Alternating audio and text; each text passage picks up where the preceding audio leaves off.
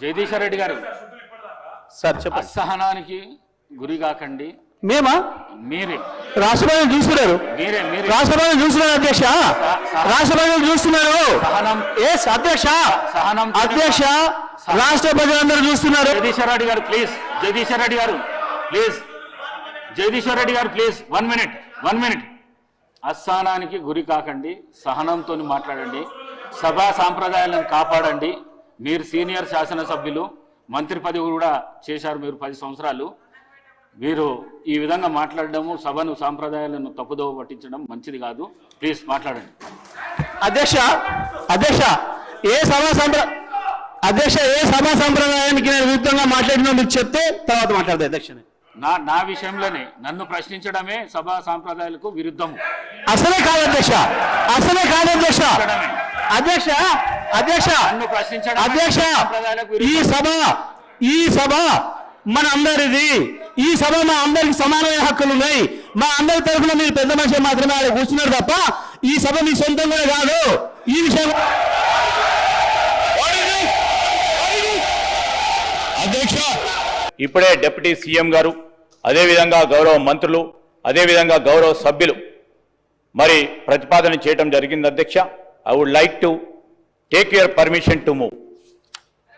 I beg to move under rule, sub-rule 1 and 2 of rule 340 of the Assembly rules that Sri Guntakandla Jagdish Reddy, member named by the Speaker, may be suspended from the services of the House for remainder of the session. Motion moved. The question is that under sub-rule 1 and rule 2 of rule 340 of the Assembly rules, that Sri Guntakandla Jagdishwar Reddy, member named by the Speaker, be suspended from the services of the House for remainder of the session. Those who are for the motion, please say ayes. Those who are against, please say no. Ayes have it. The motion is carried and the member named by the Speaker is suspended from the services of the House for remainder of the session.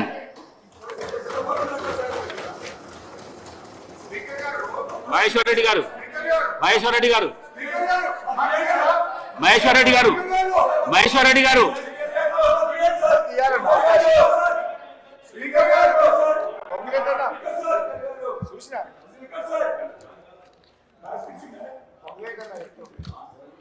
ధన్యవాదాలు అధ్యక్ష.